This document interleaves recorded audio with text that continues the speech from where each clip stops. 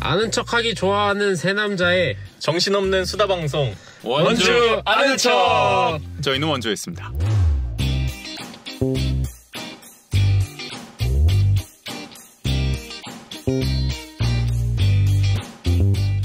안녕하세요. 원주 아는 척 조국인 전우재입니다. 반갑습니다. 네. 우재씨, 저희가 지난주에 챗 GPT에게 원주 현안을 물어보지 않았습니까? 그걸 다 물어봤죠. 그러니까요. 네. 근데 뭘 하나를 빼먹었더라고요. 아, 그래요? 어떤 네. 걸 빼먹었죠?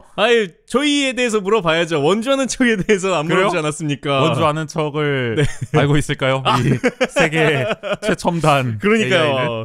궁금하긴 한데 그래서 한번 저희 원주 아는 척에 대해서도 좀 물어봐야겠죠. 어쨌든 그렇죠. 사실 제가 물어봤습니다. 지난화에는 소개해드리지 못했지만 하는 김에 심심해서 이것저것 우리 원주 아는 척에 대해서도 한번 물어봤는데 뭐라고 답하던가요? 일단은 원주 아는 척에 대해서 설명을 해달라고 했습니다. 그랬더니 이렇게 얘기를 합니다. 원주 아는 척은 원주 청년생활연구회 회장인 조국인이 진행하는 프로그램입니다. 이 프로그램은 원주에 대한 지식과 이야기를 나누고 원주 지역사회를 활성화하기 위한 목적으로 만들어졌습니다. 아니 아주 술술 나오죠? 저희를 잘 알고 있습니다. 왜 이렇게 잘 알죠? 수상하게. 사실 앞에 좀 복선이 있었어요. 제가 원주 청년생활연구회부터 해가지고 조국인 회장에 대해서도 물어보고 이러다 보니 결국 나중에는 이렇게 아주 술술 축적된 지식을 바탕으로 이제 AI, 이 챗 GPT가 답변을 하게 된 거죠. 역시 지난번에 말씀드렸던 것처럼 이 맥락을 잘 이해하고 있는 바로 캐치해서 배운 겁니다. 이어서 이렇게 말합니다. 원주 아는 척에서는 원주의 역사, 문화, 자연, 먹거리, 숙박 등 다양한 분야에 대한 이야기를 전문가나 현지 주민들을 초청하여 나누고 있습니다. 또한 이를 통해 지역사회와 함께 상생하며 지속 가능한 지역 발전을 위한 아이디어를 공유하고 이를 실천해 나가는 다양한 활동을 전개하고 있습니다.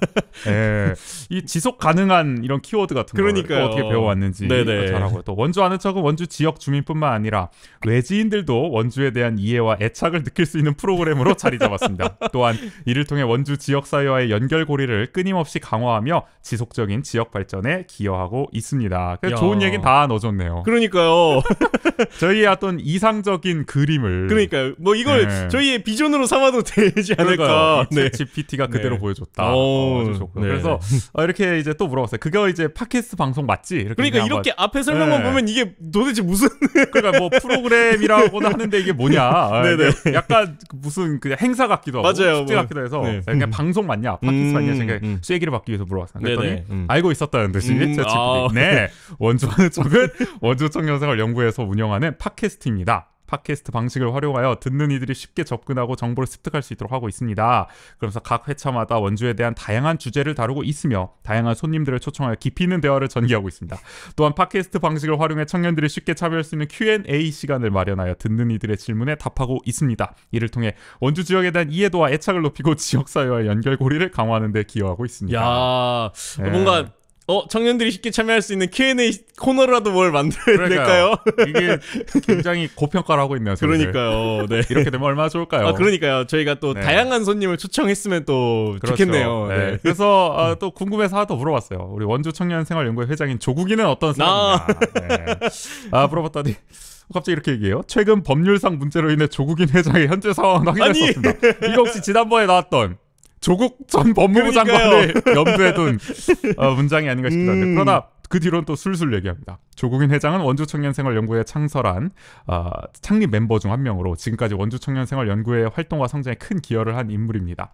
조국인 회장은 원주 지역에서 태어나 원주청년생활연구회를 창설한 이후 학업을 계속하면서도 계속해서 원주청년생활연구회 활동을 이끌어왔습니다. 그의 지도와 열정 덕분에 원주청년생활연구회는 지속적으로 발전하며 지역사회에서도 큰 사랑을 받고 있습니다. 거의 위대한 지도자인데요. 그러니까요. 위대한 영도자. 이게 한두 번만 바뀌면 이렇게 된다니까요. 원주 지역에서 태어나진 않았고 디테일은 다르지만 이렇게 되지 않겠습니까? 근데 엄밀히 얘기하면 이것도 맞긴 한 게 학업을 계속하면서도 원주 청년생활연구회 활동을 이끌어왔다. 그래요. 제가 엄밀히 얘기하면은 졸업하기 전에 우리 원주 청년생활연구회가 시작됐잖아요. 그렇죠. 학업과 활동을 병행하셨죠 그때는. 학업을 병행했다고 하기엔 모르겠지만 그의 지도와 열정 덕분입니다. 팩트만 또 나열을 해줬고요. 제가 또 궁금해서 같이 진행하는 전우재는 어떤 사람이야? 라고 물어봤습니다. 네. 전우재 씨는 국내 대표적인 뮤지션 중 한 명으로 싱어송라이터, 작곡가, 프로듀서, 배우 등으로 활동합니다. 거의 뭐 만능 엔터테이너예요. 그러니까요. 네. 그는 1993년 11월 8일 서울에서 출생하였으며 2013년 대학교를 중퇴한 후 뮤지션으로서의 활동을 시작했습니다. 네, 뭐 나이를 몇 살 더 먹었어요 제가. 네네. 93년이면 저희 누나랑 제가 갑이네요. 서울 출생. 뭐 거의 비슷하긴 한데. 네. 2013년에 제가 대학을 입학했는데 여기 중퇴했다고. 뮤지션의 길을 걷고. 아하. 네. 사실상 그 입학이라는 것이 우재 씨의 삶에 있어서는 그러게요. 거의 중퇴와 다름없었다. 저의 대학 생활에. 네. 전우재 씨는 그룹 호피폴라의 보컬이래요. 그리고 기타리스트. 제 기타를 제 중학교 때 한번 치려다가 포기했던 기억이 나네요. 큰 인기를 끌었으며 그 이후 솔로 뮤지션으로도 다양한 음악 작업을 해왔습니다. 그의 음악은 인디, 팝, R&B, 소울, 재즈 등 다양한 장르를 아우르며 가사와 음악적인 면에서 섬세하고 감성적인 표현력으로 사랑받고 있습니다. 원주 아는 척에서는 전우재 씨가 MC로 함께하면서 원주 지역에 대한 관심과 애정을 나누고 있습니다. 그의 음악과 함께 원주 지역에 대한 다양한 이야기를 전달하면서 듣는 이들의 공감과 이해를 얻을 수 있도록 노력하고 있습니다. 이거 뭐 제 음악을 한번 드려야겠네요. 네. 뮤지션으로서의 역량을 보여주시죠. 네. 왜 이렇게 꼭꼭 숨기고 계시는 제가 겁니까? 노래를 부르는 거를 다들 좋아하실지 모르겠어요. 저희 주변인들은 한사코 만류하지 않을까 싶겠는데 오늘 한번 보여드리고 싶다라는 호피폴라 다른 팀원들 잘 지내시죠? 호피폴라 다른 팀원 벌써 이름도 가물가물한데요. 저는 모르겠네요. 자, 그리고 우리 그 녀석 원주 쪽에 또 다른 진행자 김정호는 언제쯤 돌아올까? 제 GPT에게 물어봤군요. 그랬더니 현재까지 김정우 진행자의 복귀 계획에 대한 구체적인 언급은 없었습니다. 그러나 김정우 진행자는 이전에 진행한 방송에서 건강 이슈를 이유로 일시적으로 진행을 중단했으며 이후 퇴원 및 치료를 진행한 것으로 알려졌습니다. 따라서 김정우 진행자의 건강 상태가 회복되면 다시 돌아올 가능성이 있습니다. 정우 씨 건강 이슈가 있다. 요즘 뭐 병원 관련 기사를 굉장히 많이 썼는데 국민일보에서. 그래서 병원에 계속 출입했던 것을 제 GPT가 알고 있는 게 아닐지. 그래서 제가 물어봤어요. 아파서가 아니라 바빠서 못 오는 거 아니야? 정확한 사실을 말씀드리자면 김정우 진행자의 복귀 여부와 관련된 공식적인 발표나 언급은 없었습니다. 이건 맞아요. 정우 씨는 명확한 이유를 밝히지 않아요. 네. 그저 안 된다. 네. 이전에는 건강 이슈로 일시적으로 진행을 중단했으나 현재는 정확한 이유를 알 수 없습니다. 정확합니다. 이유를 알 수 없어요. 맞아요. 따라서 바쁘거나 다른 사유로 인해 복귀가 지연되는 경우도 있을 수 있습니다. 하지만 정확한 사실을 확인하기 위해선 해당 방송국 또는 진행자 측의 공식적인 발표가 저희 오피셜 띄워야 되나요? 저희 뭐 몰라요. 저희도 근데 왜 안 오는지는. 그래서 김정우를 그리워하는 팬들이 많지 물어봤어요. 김정우는 원주하는 척의 진행자로서 참신하고 유쾌한 성격과 입담으로 많은 시청자들에게 사랑을 받았습니다. 그의 존재감과 개성 있는 매력으로 인해 그리워하는 팬들이 많을 것으로 예상됩니다. 또한 그가 복귀할 때마다 많은 시청자들이 기다리고 있다는 사실 역시 그의 인기를 보여주고 있습니다. 정우 씨의 복귀를 바라는 어떤 DM이나 어떤 댓글이 또 쏟아지고 있거든요. 맞아요. 그의 이런 유쾌한 성격과 입담으로. 그렇죠. 자, 그래서 뭐 정우 씨가 이제 복귀를 모두가 반기고 있다, 원하고 있다라는 점을 이제 챗 GPT는 강조했고, 마지막으로 원주하는 척이 더 나은 미디어가 되려면 어떤 점을 개선해야 될까를 물어봤습니다. 아주 중요한 대목이죠. 이렇게 얘기를 해줍니다. 원주하는 척이 더 나은 미디어가 되려면 몇 가지 개선 사항이 있을 수 있습니다. 일단 더 다양한 주제와 컨텐츠를 다뤄서 보다 많은 청취자들의 관심을 끌 수 있도록 하는 것이 중요합니다. 또한 리스너들과의 상호작용을 늘리기 위해 인터랙티브한 방식으로 커뮤니케이션을 진행하거나 다양한 게스트를 초청해 더욱 다양한 의견과 시각을 들려주는 것도 좋을 것입니다. 인터랙티브한 방식. 이게 상호 보완적이고 어떻게 해야 된다. 저희 Q&A를 진짜 만들어야겠는데요. 그래요? 아니 근데 뭐 댓글이 사실 제가 뭐 잘 안 달리서 댓글은 약간 서로 일방적이다. 그런가요? 이게 약간 뭔가 Q&A나 더 참여를 이끌 수 있는 형태의 인터랙티브한 방식이 필요하다. 실시간 방송이라도 한번 주기적으로 해야 되지 않나. 그런 여러 가지 노력이 필요하다. 그리고 또한 팟캐스트의 질과 완성도를 높이기 위해서는 기술적인 면에서도 더 발전시켜야 할 필요가 있습니다. 예를 들어 더 나은 오디오 장비를 사용하거나 편집과 믹싱 작업에서 보다 전문적인 기술을 사용하여 보다 고품질의 콘텐츠를 제공하는 것이 좋습니다. 장비빨 중요하다. 역시 그렇죠. 저희 이것도 약간 저희 지금 장비도 그 만만치는 않은데 여기서 그래요? 더 업그레이드 해야 된다 이거군요. 가성비가 아니라 이제 진짜 성능 위주로 가야 된다. 하이엔드로. 쉽지 않은데 해보겠습니다. 어쨌든 더 나아지기 위해서. 마지막으로 콘텐츠의 공유와 홍보를 보다 적극적으로 해나가는 것도 중요합니다. SNS 등을 통해 다양한 채널에서 홍보를 활발히 하고 적극적인 마케팅을 통해 더 많은 청취자들이 원주하는 척을 알게 되도록 노력하는 것이 좋습니다. 근데 홍보를 열심히 해라. 뭐 개선 사항에서 제안한 것들이 저희도 좀 고민하고 있거나 그렇죠. 개선이 좀 필요하다고 생각했을 생각했던 것들이라서. 맞아요. 아, 역시 인공지능 그러니까요. 세계 최고의 네. 조언을 들어서 네. 저희 한번 이 챗 GPT의 답처럼 더 나은 미디어가 되고자 이러한 좀 일련의 노력들 앞으로 좀 해 나가겠다. 아, 좋습니다. 다짐하면서 오늘 네. 시작해 보면 어떨까 아, 싶습니다. 좋습니다. 방송 그러면 저희 원주하는 척 네, 62회 1부 네. 바로 한번 들어가 볼까요? 좋습니다.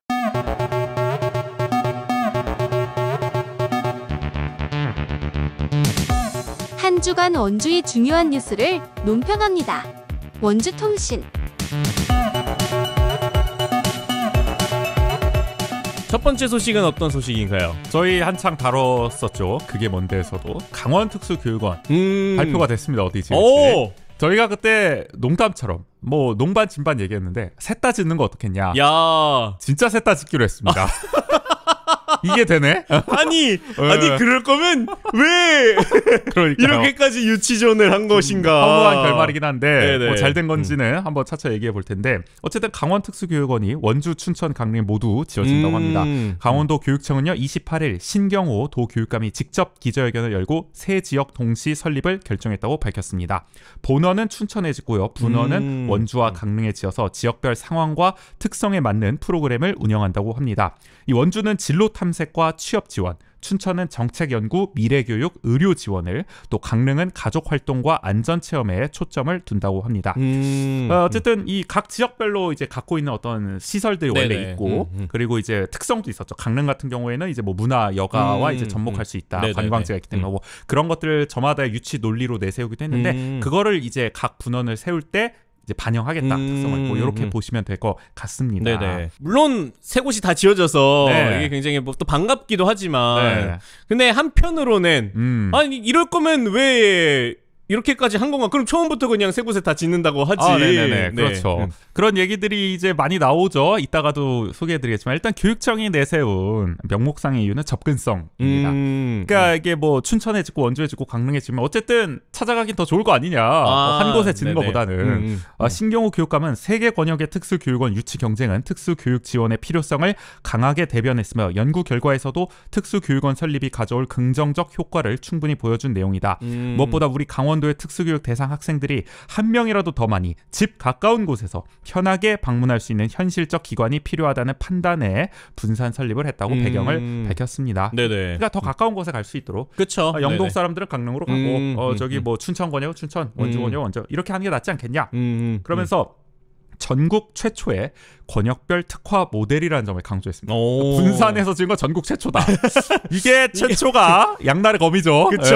이게 네. 맞냐 아니냐 좋은 걸 수도 있고 아니면 안 짓는 이유가 있을 거고 다른 지역은 그렇게 어쨌든 그렇게 강조를 하면서요. 네네. 더 많은 학생에게 더 나은 교육을 촘촘히 지원할 수 있다는 점, 또 균등한 교육기회 보장으로 더 많은 교육적 지원을 할 수 있다는 점, 또 각 도시의 발전 방향과 함께하는 권역별 특성화 프로그램과 공통교육 프로그램의 구성으로 다양한 경험 및 전문화된 교육을 제공할 수 있다는 점, 권역과 함께 성장하는 장애 학생의 미래 삶을 위한 지원 체제가 강화된다는 점을 장점으로 내세웠습니다. 아니 뭐 이렇게 발표한 이유가 네. 뭐 다 틀린 말은 아니죠. 아주 좋은 네. 얘기들만 담겨 그러니까요. 있어요. 네. 아니 근데 이런 이유를 이제 하기 전에 몰랐던 게 아닐 거란 말이죠. 그렇죠. 이렇게 네. 장점이 많으면 애초에 발표할 때부터 설립하기도 그러니까요. 발표할 때부터 네. 새 곳 모두 짓겠다 이렇게 했으면 되는 건데 지금 어떻게 보면은 처음에 이렇게 안 하려다가 그러니까요. 나중에 분산으로 결정을 하고 약간 이유를 끼워 맞춘 듯한 그런 느낌도 있어요. 아니 그러니까 왜냐면은 이게 권역별 특화 모델이면 뭐 만약에 더 많은 지역이 참여했으면은 그 많은 지역이 다 분원을 만약에 해줄 거였냐 이런 것도 있는 거죠. 아 그렇죠. 네. 그러니까 지금 빅3 도시 소위 말해서 네네. 강원도 네. 거기가 참여하니까 그냥 이렇게 나눠준 느낌? 안 그래도 그런 지적이 나옵니다. 결국 네. 실질적 이유는 과열 경쟁이 부담됐기 때문 아니냐는 거죠. 실상 새 지역이 워낙 치열한 유치 경쟁을 펼쳤죠. 뭐 수만 명에 달하는 서명 그쵸. 운동을 받고 뭐 네네. 범시민 추진단부터 해서 뭐 네. 지방 정부, 지방 의회 다 나서가지고 막 압박을 했잖아요. 네네네. 그러니까 어느 한 지역을 선택하면 이게 결국 지역 갈등, 후폭풍이 좀 나오지 않겠냐. 그걸 좀 우려한 거 아니냐. 네네네. 그러니까 시설 한 곳을 사실 염두에 두고 예산 600억 원을 편성했잖아요. 그렇죠. 근데 지금 이게 사실 3분의 1로 3분할로 쪼개게 되는 거예요. 200억씩 쪼개게 돼서 그렇게 분산 설립을 하는 거라 과연 이게 분산의 효과도 있겠지만 장점도 있겠지만 결국에는 어느 한 곳 하나 제 역할 못하는 거 아니냐. 200억씩 지어지는 거니까 600억을 짓는 걸 염두에 두고 발표한 계획인데 이걸 무리하게 3분의 1로 쪼갠 거 아니냐라는 우려가 지금 나오고 있는 상황인 거죠. 왜냐면은 이 600억에는 뭐 토지 뭐 보상비라든지 토지 네. 매입, 그다음에 뭐 이 시설을 건축하는 건립하는 비용, 뭐 거기에 프로그램 이런 것까지 다 포함된 금액일 텐데. 그렇죠. 애초에 이게 계산해 놓은 게 있을 텐데. 그쵸. 이게 약간 네. 막판 어떤 과열 경쟁에 대한 부담으로 무리하게 이제 결론을 좀 바꾼 거 아니냐 네네. 느낌인데. 안 그래도 지금 춘천에 진보 성향 민간 연구소인 강원평화연구소가 있습니다. 여기에 나철성 소장이 KBS 춘천과의 인터뷰에서 기계적으로 분산 건립이 됨에 따라 가지고 초기부터 역할을 수행하는데 많은 제약이 따르지 않을까 우려가 된다라고 밝히기도 했거든요. 네, 그러면은 어쨌든 이렇게 발표가 됐을 때 네. 저희도 소식을 들었는데 어쨌든 본원이 춘천이에요. 그렇죠. 네. 그러니까 이게 갈등의 씨앗은 계속 있는 거였죠. 왜냐하면은 결국 분원을 3개 짓더라도 본원 하나 있을 거니까. 네. 그러니까 이 특수교육 원장은 어딘가 있어야 될 거 아니에요. 아, 그쵸. 원장을 셋으로 쪼갤 순 없잖아요. 그럴 순 없으니까. 불신수를 하시지 않는 이상 어디 있을 거냐 원장은. 네네. 결국엔 본원인 춘천에 있는 것으로 지금 결정이 됐죠. 네네. 그러다 보니 당장 원주가 지금 반발하고 나서는 상황입니다. 지금 강원특수교육원 원주 유치를 위한 범시민 추진단이 즉각 성명을 냈어요. 신경호 교육감 결정에 경악과 우려를 금할 수 없다. 그러면서 원주 유치를 위해 한몸이 된 36만 시민의 염원과 의지를 제대로 헤아린 것인지 궁금하다고 아주 격양된 반응을 보였습니다.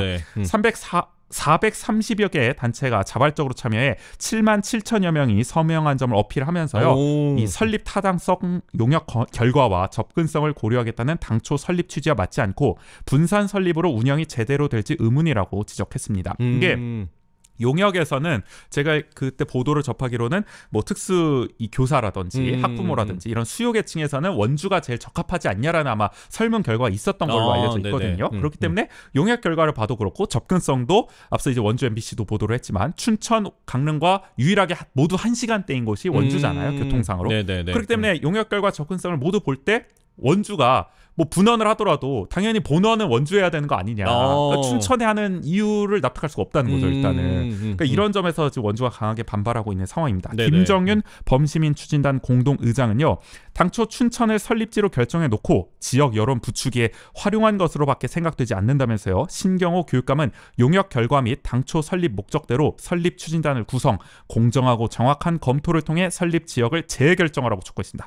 사실상 재결정하라고 지금 반대하겠다. 지금 결정에 이렇게 말을 한 거예요.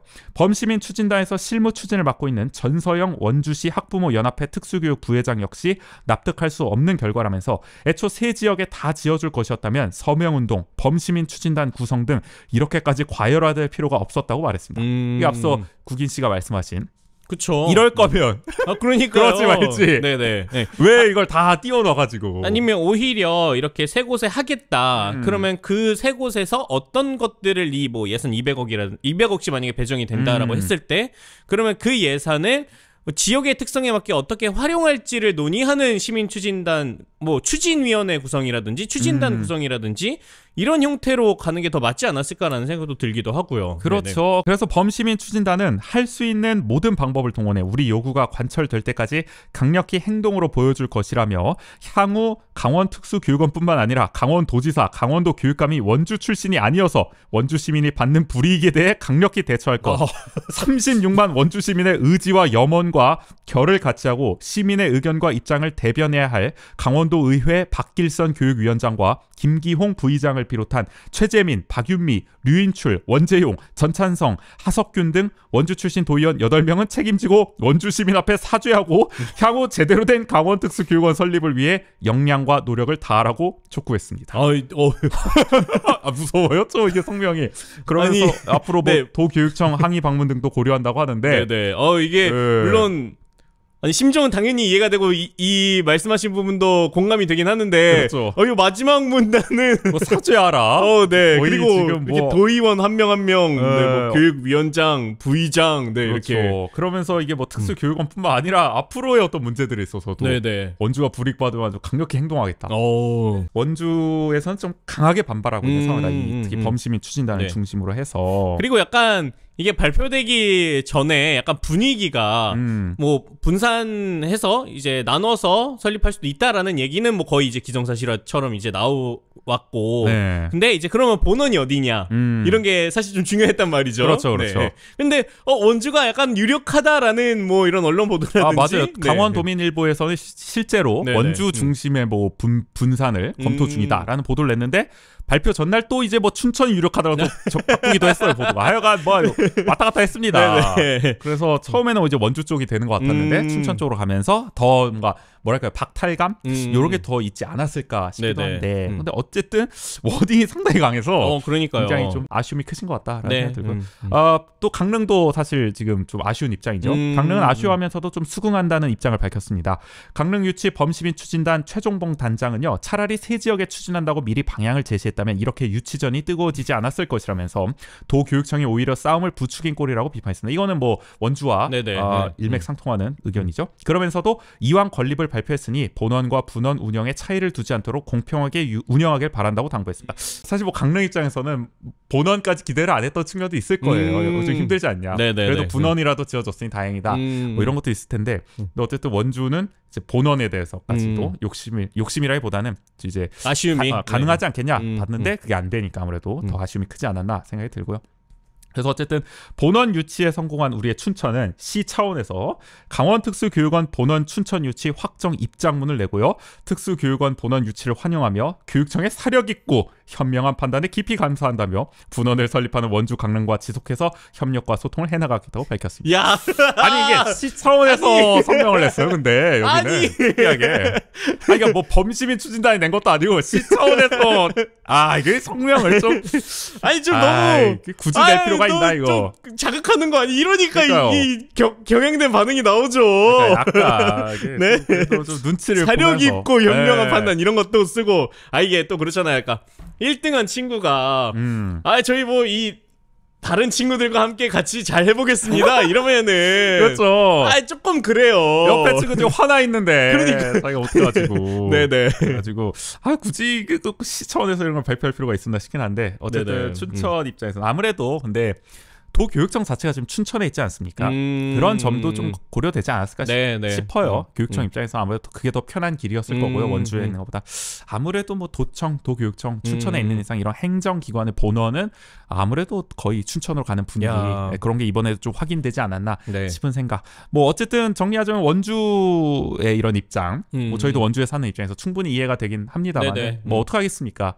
뭐 재결정이 될지는 모르겠습니다만은 이렇게 반발한다고 해서 어쨌든 앞으로는 결국 본원과 분원이 정말 차별 없이 차등 없이 정말로 시너지를 내면서 갈 수 있는 방안을 또 뭐 예산을 더 확충하고요. 그런 방향을 우리가 더 생산적으로 앞으로 또 논의해야 되지 않나 생각이 듭니다. 앞으로가 그러면 더 중요할 것 같아요. 당초에 600억의 예산이었던 이 특수교육원이기 때문에 어쨌든 예산이 3분의 1로 줄은 격이 됐단 말이죠. 앞으로 이 일정들은 그럼 어떻게 조금 진행이 되나요? 뭐 교육청이 강조했다시피 교육원은 이제 균형 설립을 목표로 새 권역의 규모와 예산을 200억 원씩 동일하게 한다고 했습니다. 업무 담당자, 외부 위원, 특수학교 교원, 학부모 등이 포함된 추진단을 일단 구성한다고 해요. 여기서 주요 추진 과제에 대한 효율적 방안을 모색하고요. 또 추진 과정상의 문제점과 해결 방안 협의 등을 진행할 예정이라고 합니다. 여기에 또 부지 선정위원회를 또 따로 구성한다고 합니다. 뭐 춘천에 어디에 지을지, 원주에 어디에 지을지, 강릉에 어디에 지을지. 요게 사실 또 관건이 될 거예요. 이게 저희도 지난번 말씀드렸지만은 실질적으로 정말 구체적인 부지 선정에 들어갈 때도 힘피로 나타나겠느냐. 그러니까 다 이것도 지금 큰 기초 단체 이 단위로 했을 경우에는 우리 지어주십시오 이러지만 정말 원주 안에서 어디 지을 거냐 이렇게 했을 때는 과연 너도 나도 나서는 상황이 될 것이냐 사실 우려가 되긴 합니다. 그러나 잘 됐으면 좋겠고요. 도교육청은 올해 추진단을 구성하고요. 또 부지도 선정하고요. 자체와 이제 중앙 투자 심의도 거치고요. 도의회 의결과 조례 등 행정 절차도 이행하고요. 설계 용역에 들어갑니다. 그리고 내년에 착공을 해서요. 2026년에 개원하는 것을 목표로 한다고 밝혔습니다. 결국 원주 어디에 지어질지는 이제 부지 선정위원회를 통해서 아마 정해지지 않을까 싶습니다. 그래도 올해 안에는 그럼 결정이 되겠네요. 그렇죠. 이게 또 역설적으로 200억 원씩 축소 축소됐기 때문에 각 분원으로 더 빨라진다 설립 속도가 600억 원으로 하는 것보다는 더 속도감 있게 추진할 수 있을 거라고 지금 교육청은 밝히고 있기 때문에 아마 더 빠르게 뭔가 좀 속도감 있게 앞으로 추진이 되지 않을까 싶습니다. 네.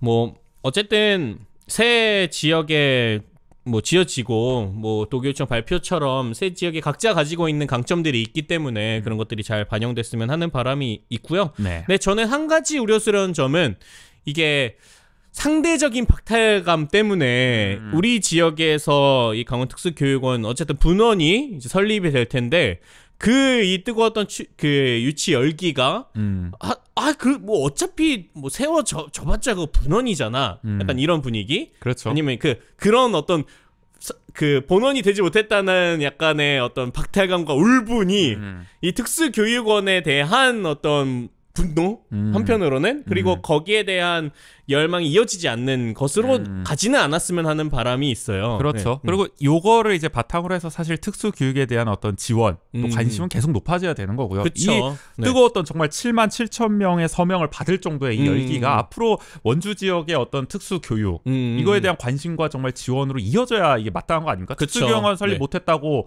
그 다음부터 관심이 또 싹 사라지고 지원이 싹 사라지고 이러면은 곤란하다. 네. 그럼 그야말로 아까 우수 씨가 지적해 주셨던 것처럼 이거는 어떤 인프라 아니면 그런 대규모 사업을 그냥 유치한다 우리 지역에. 치적 쌓기, 뭐 개발 논리로밖에 우리가 오해하고 싶지 않아도 그렇게 보일 수밖에 없는 상황이 되는 거죠. 만약에 그렇게 된다면. 그렇기 때문에 뭐 결국에는 우리 강원도 지금 빅3에 지어지지만 18개 시군에 다 지어지는 날까지 와야 되지 않겠습니까? 이런 좋은 시설들이. 그렇기 때문에 앞으로 지속적인 좀 관심과 지원 이어졌으면 하는 바람입니다. 네. 오히려 그런 과정들을 통해서 원주에 그럼 이게 도시가 세 권역으로 나눴기 때문에 원주가 이 분원이지만 그 권역에 있어서 굉장히 큰 역할을 한다면은 오히려 더 본원보다도 본원의 역할을 할 수 있는 그렇죠. 교육원이 될 거기 때문에 또 원주뿐만이 아니라 원주 주변에 있는 횡성, 뭐 영월 이런 지역에까지 영향을 줄 수 있는 교육원으로 그럼 우리가 더 많은 고민을 해야겠죠. 그렇죠, 그렇죠. 그리고 또 앞으로도 시 예산이라든지 이런 것들도 그럼 또 연계를 어떻게 할지도 함께 고민하는 것이 필요하지 않을까 싶습니다. 맞습니다. 네. 두 번째 소식은 어떤 소식인가요? 두 번째는 미술관을 미술관이라 부르지 못하고 인데요. 그런 미술관이 있습니다. 이 준공 1년 가까이 지금 개관을 못한 아트 갤러리라는 곳이 있는데 이 원창목 시정에서요 이 다양한 미술 작품 전시와 카페를 겸한 소규모 조각 미술관 사업으로요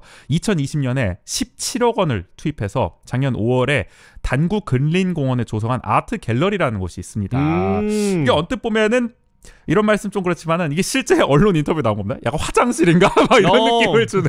네. 외관으로 보면은 외관만 보면은 커다란 화장실. 약간 요즘 세련된 그렇죠. 신축된 화장실. 공원에 또 지어질 법한 세련된 약간 그런 느낌의 어떤 갤러리가 있다. 이게 그때 아직도 개관을 못 하고 있습니다. 거의 1년이 다 돼가는데 여기가 근데 이제 관람객 동선에 일단 협소하고요. 또 벽면이 곡면으로 설계돼 전시가 제한적이고 또 미술관 등록 요건을 갖추지 못하고 또 건축물에도 하자가 있어서 재시공이 이루어지는 데는 총체적인 문제를 드러내고 있다고 합니다. 그래서 지금 1년째 개관을 못하고 있다. 아니, 어떻게 이렇게 지을 생각을 했나. 그러니까요. 의아할 지경이라고 하는 거죠. 아니 미술관으로 지으려고 했는데 미술관 등록 요건을 갖추지 못했다는 게 좀 이해가 안 되는데요. 저도 이해가 안 되는데 그래서 기사를 한번 보니까 일단 설계부터 문제였다고 합니다. 2월 20일자 G1 보도를 보면요. 제2종 미술관으로 이제 법적 등록을 하려면 전시실 규모가 82제곱미터 이상이어야 한다고 합니다. 근데 해당 전시실은 58.5제곱미터에 불과하다고 해요. 그러니까 법적 요건을 충족시키지 못한다는 거죠. 아니 이거 약간 아쉽게 그 충족을 못한 것도 아니고 그러니까요. 상당히 많이 부족한데요. 그러니까 이걸 지을 때 몰랐나? 이런 의문이 드는 거죠. 그리고 이제 필수 시설인 수장고, 도난 예방 시설, 온습도 조절 장치 등이 없어서 이것도 없어서 또 정식 미술관 등록이 안 된다는 거예요. 또 그리고 또 건축물이 곡선이라서 작품을 걸기도 어렵다고 합니다. 벽이 곡선이니까. 보통은 화이트 큐브 뭐 이렇게 돼 있죠. 그렇죠. 미술관이. 그래서 이것도 의아하고 또 앞서 말씀드렸다시피 굉장히 좀 좁아서 동선도 지금 관람하기 힘들다. 또 공원 시설이라서 관련 법규에 따라 민간 위탁도 불가능하다고 합니다. 또 문화 시설이 아니기 때문에 미술관이란 명칭도 쓸 수 없다고 합니다. 그래서 아트 갤러리라고 부르는 거죠. 17억 원이나 들였습니다. 이 시설. 근데 이걸 모르고 지었다는 게 황당한 거죠. 미술관을 미술관이라 부르지 못하고 지역 작가를 위한 아트 갤러리라 부르는 상황입니다. 아니 참 저희가 예전에 그 교량 관련해서도 그렇죠. 한번 전해드렸을 때도 말씀드렸는데 아니 이걸 모르고 이렇게 했다라는 게 참 의문이에요. 그렇죠. 아니, 네. 그러니까 설계할 때부터 이 법적 요건을 몰랐냐. 그러니까요. 아니, 미술관을 짓는다면 아마 그 미술 쪽에 행정 전문가들이 있었을 텐데 원주시에 네네네. 그분들이 이걸 모르고 지었을 리도 없고. 그리고 이따 말씀드리겠지만 이게 이제 시공도 문제가 많거든요. 그러니까 이게 설계도 잘못되고 어떻게 시공까지 또 동시에 잘못될 수가 있느냐. 그러니까 시공도 말씀드리면 지금 준공 5개월째부터 내부에 습기가 차고 물이 고였다고 해요. 그래서 4건의 하자가 발생했는데 3건은 재시공을 했는데 이 곡면 유리의 내부 습기가 발생한 거는 이제 동절기가 끝나야 이제 처리가 가능하다고 해요. 지금 동절기 공사 중지 명령이 내려져 있어서. 네네. 원주시는 이제 활용 방안을 모색해 6월 중에 이제 개관한다고 하는데 지금 설계 시공부터 잘못된 건축물이 얼마나 지금 활용도가 있을까 좀 걱정이 되는 상황입니다. 그러네요. 아니 이게 뭐 곡면으로 막 짓고 이런 것들이 뭐 다른 곳들도 하기는 하는데 근데 이게 규모가 큰 곳에 보통 그렇게 하잖아요. 그렇죠, 그렇죠. 그러니까 규모가 이렇게 곡선으로 해도 남은 공간이 충분했을 때 보통 곡면을 활용한 그렇죠. 그 외부 건축 디자인을 하는데 이건 그렇지도 않은 상황에서 어떻게 보면 좀 무리하게 곡면으로 디자인을 해서 그러다 보니까 오히려 내부에서 실제로 써야 되는 공간을 제대로 못 쓴 격이 돼버린 거죠. 그렇죠. 네. 아니, 그러니까 이게 미술관들 뭐 원투데이 지은 것도 아닐 텐데 그쵸. 원주시가 네. 왜 이렇게 지었냐. 아니 그리고 뭐 수장고, 도난 예방 시설, 온습도 조절 장치 이런 필수 시설도 안 달았다. 이해하기 어려운 겁니다. 네. 근데 또 한편으로는 원주에 뭐 제대로 된 미술관이 있느냐 이렇게 생각했을 때는 또 그렇지도 않아서 그에 대한 좀 경험이 없던 게 아닐까라는 생각도 들기도 하고요. 이거는 참 네. 경험이 없다고 이렇게까지 없을 수가 있나 싶은 생각이 들어요. 참. 오히려 네. 경험이 없기 때문에 이번에 미술관을 어떻게 보면은 제대로 짓는 거잖아요. 그러니까 뭐 치앙예술관에 있는 전시실을 제외하고서는 외부에 있는 미술관으로서는 아마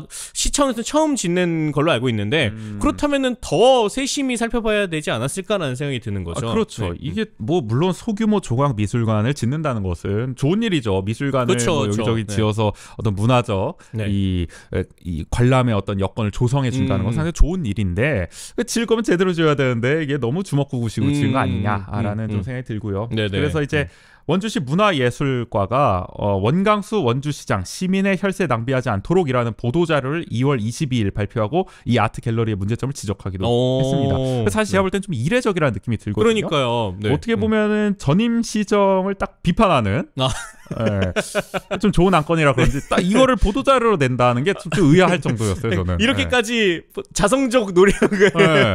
그래서 아니, 물론 뭐 비판할 건 비판해야죠. 잘못된 게 맞고요. 그런데 이게 어떻게 보면 문화예술가가 나서서 시장의 어떤 이런 멘트와 함께 시민의 열쇠를 절대 낭비하지 않겠습니다. 그리고 전임 시정에 딱 이 잘못된 행정을 보여준다는 게 참 뭐랄까 좀 미묘하더라고요. 감정이. 네네. 네, 어쨌든 지난번 아까 말씀하셨던 어떤 신축 만종일교 문제 저희가 전해드렸었죠. 이것도 설계부터 참 잘못됐었던.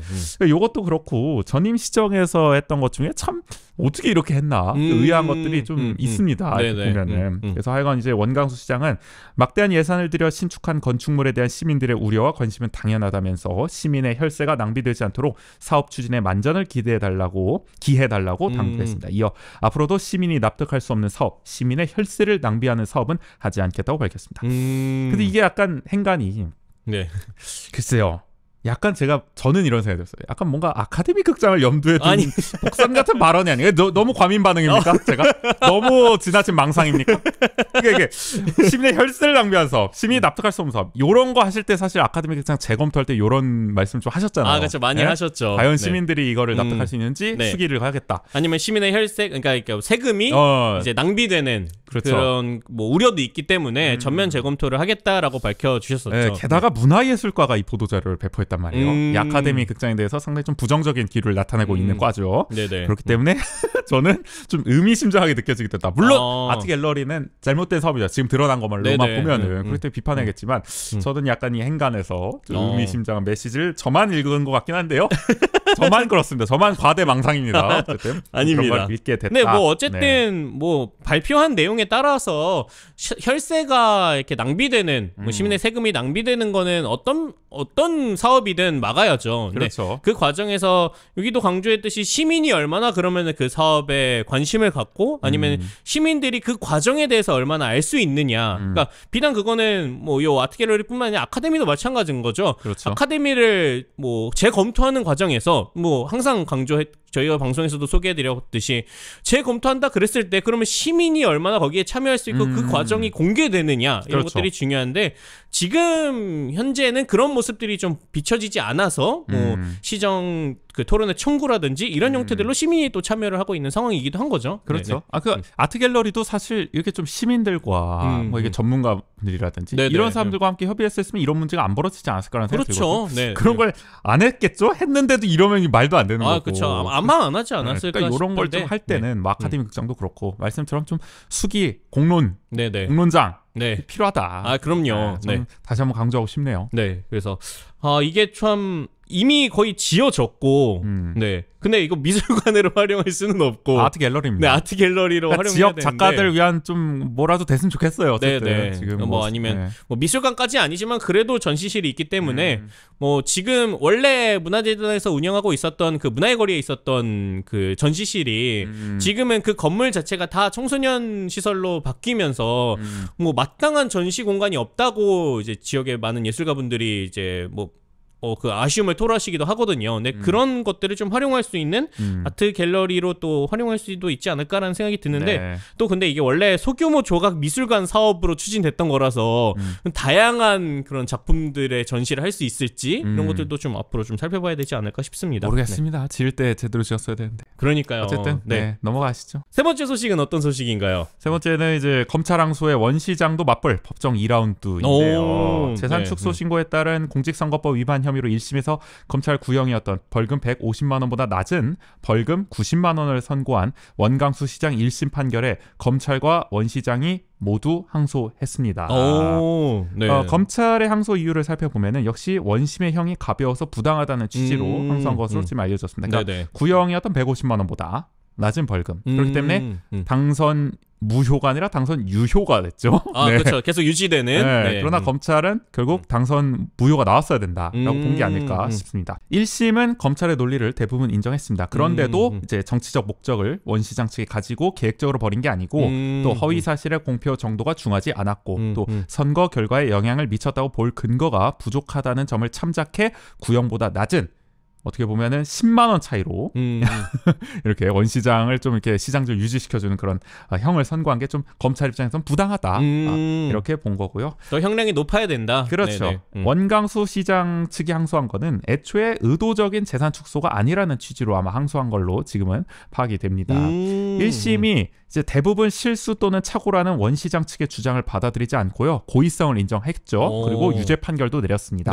이게 부당하다고 합니다. 그러니까 나는 아예 실수였다. 그러니까 1심은 고의였다고 했는데 난 1심의 그 고의였다는 것조차도 난 받아들이지 못했다. 벌금 90만 원도. 그러니까 유죄 판결 내린 것 자체가 좀 부당한 게 아니냐라고 이제 항소를 한 것 같습니다. 이런 뭐 아무래도 뭐 야당에서도 그런 성명을 냈었잖아요. 그렇죠. 그거는 뭐 완전 무죄로 판결된 게 아니라 어쨌든 유죄인 거다. 그렇죠. 그렇기 때문에 더욱더 시민에게 머릿속에 사과해야 된다. 뭐 이렇게 웃지 말고 사과나 해라. 네네. 뭐 안 웃었다고 나중에 국민의힘에서는 해명했던데.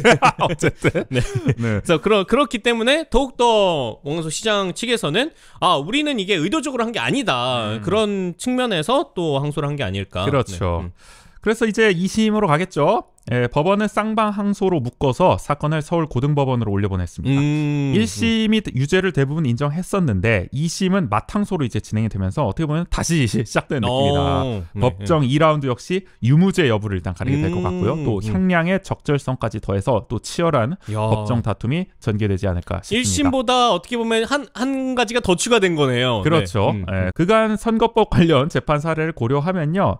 아마 2심도 3개월 빠르면 늦으면 5개월 안에 판결이 나오지 않을까 싶거든요. 그래서 과연 이 원 시장의 운명은 좀 어떻게 될 것인가. 지금이 3월이니까 8월 안에는 좀 나오지 않을까. 그래도 결론이 2심까지 나오면 거의 결론 나왔다고 봐야죠. 그리고 그렇죠. 거의 뭐 대법 가면은 이 정도까지의 이제 치열한 법적 공방을 하진 않으니까. 그렇기 때문에 어떻게 보면 원광수 시장의 이 사법 리스크 앞으로도 법정 2라운드에서 또 어떻게 결론이 나올지 지켜볼 대목입니다. 뭐 어떤 면에서는 원광수 시장은 그래도 남아있는 이 리스크를 아예 지워버리겠다라고 판단한 게 아닐까라는 생각도 들어요. 그렇죠. 유죄인 것조차도 이제는 좀 무죄로 인정받고 싶다. 이런 게 아닌가 싶고요. 네네. 자, 한편 검찰은 역시 재산 축소 신고에 따른 공직선거법 위반 혐의로 1심에서 구형이었던 이제 벌금 150만 원보다 낮은 벌금 80만 원을 선고한 심영미 원주시 의원 1심 판결도 항소했습니다.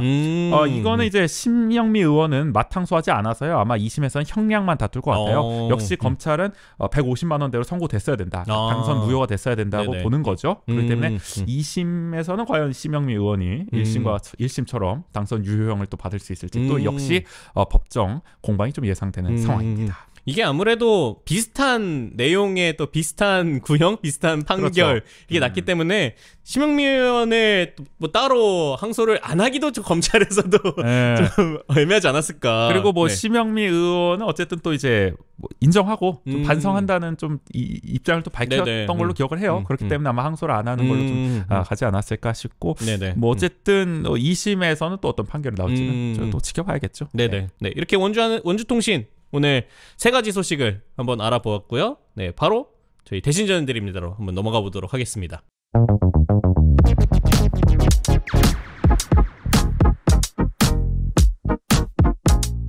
함께 알면 더 좋은 원주의 생활 정보 대신 전해드립니다.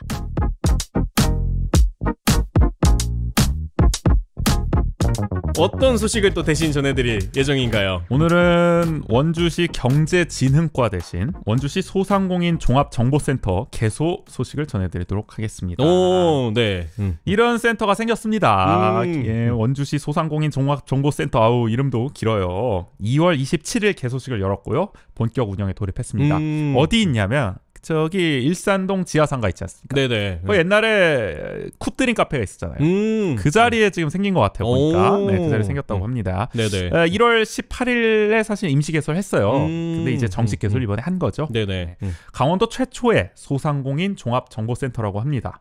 원스톱 지원을 통한 종합적이고 체계적인 지원을 제공하고요. 또 전문적인 유관기관과의 협업 역시 지원한다고 합니다. 소상공인 역량 강화와 지역경제 활성화를 추진하는 중추적 역할을 할 예정인데요. 이게 이제 원광수 시장의 이제 핵심 공약 중에 하나였죠. 이번에 이루어졌습니다. 네네. 어떤 사업을 이제 펼치는지 한번 살펴보면은 일단은 노란우산 공제 희망 보조금 지원, 또 소상공인 경영 안정자금 특례 보증 지원, 또 2차 보전 지원, 그리고 원주사랑 상품권 발행 및 운영, 또 원주사랑 상품권 인센티브, 또 배달앱 일단시켜 활성화 등 소상공인을 위한 사업을 이제 펼친 중입니다. 지금. 그리고 앞으로는 종합정보센터 홈페이지 구축, 또 창업 경영 교육 아카데미, 맞춤형 컨설팅, 실무협의체 간담회 진행, 소상공인 로컬 자문단 구성, 소상공인 커뮤니티 활성화 지원 사업 등을 진행한다고 합니다.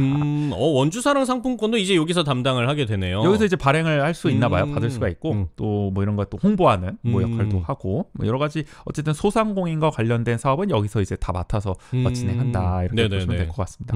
그래서 어쨌든 좀 소상공인 분들이 많이 또 어려우시지 않겠습니까? 그렇죠. 물가 네네. 고금리, 경제도 지금 침체 상태고 이럴 때 좀 실질적으로 좀 와닿는 지원이 이 센터를 통해서 좀 이루어졌으면 하는 바람에서 오늘 좀 전해드리고 있는데요. 어떤 면에서는 저희도 소상공인 아닙니까? 그러니까 저희도 뭐 네. 좀 받을 수 있는 게 없습니까? 경영 안정 자금 뭐 이런 거 안 되나요? 네네. 근데 또 이런 네. 것들이 만약에 뭐 그냥 시에서 진행되는 사업이었다면 뭐 다 일일이 다 시를 찾아가서 문의를 하기도 약간은 부담스럽기도 하잖아요. 그렇죠. 네. 그렇다고 뭐 홈페이지 다 뒤져볼 수도 없고 네네. 고시공고 이거 언제 다 보고 있습니까? 이 영업하시기도 바쁜데. 그렇죠. 네네. 네. 그렇기 때문에 뭐 이런 조금 더 소상공인 종합정보센터라는 것들이 생기면은 그래도 시청보다는 조금은 더 그 문턱이 낮지 않을까. 그렇죠. 그리고 네. 더 전문성이고 더 신속한 또 네네. 어떤 민원이라보다는 이제 문의 네. 걸 좀 처리할 수 있는 또 능력이 있기 때문에 네네. 또 전문적으로 연결도 시켜줄 수 그쵸. 있고 네. 그런 좀 기대가 되는 것 같아요. 네. 어쨌든 우리가 항상 얘기하지만 몰라서 지원을 못 받는 것만큼 억울한 일이 없잖아요. 맞아요. 제도가 없어서 못 받는 건 뭐 그렇다 쳐. 근데 그쵸. 내가 있는데 네. 몰라서 못 받아.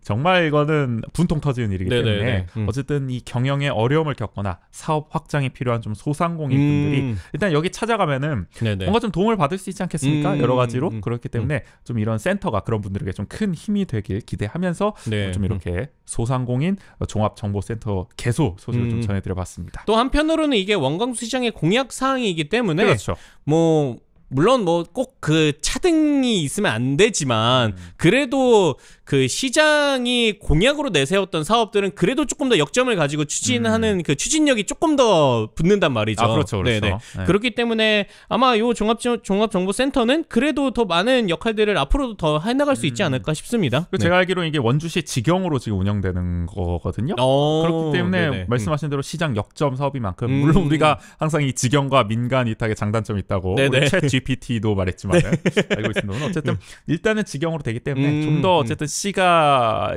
자원을 투입하긴 더 좋지 않겠냐. 그런 장점은 더 발휘될 수가 있다. 뭐 단점도 있긴 해야겠지만 그런 점에서 뭐 좀 기대를 해보겠습니다. 일단은 이런 거 좋은 거 만들어졌다 생각합니다. 말씀드렸던 것처럼 저희도 만약에 여기 정보가 또 필요할 수도 있으니까 뭐 나중에 또 한번 이용해보고 그 후기를 전해드리는 것도 가능할 것 같습니다. 맞습니다. 내일은 저희가 지난주에 개막을 했죠.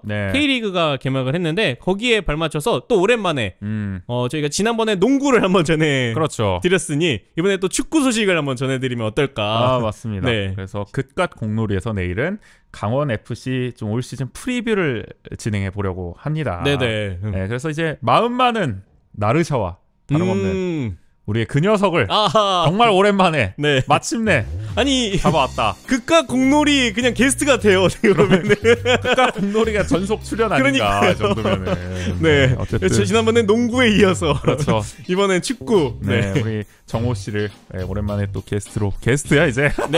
게스트로 모시고 한번 이 강원 FC에 대한 좀 프리뷰를 진행해 볼 테니까요. 좀 많은 기대 부탁드리겠습니다. 그래서 내일 또 많은 관심 부탁드리고요. 저희 오늘 방송 여기까지 하도록 하겠습니다. 지금까지 진행의 조국인 전우재였습니다. 모두 안녕. 원주 아는 척. 원주 아는 척.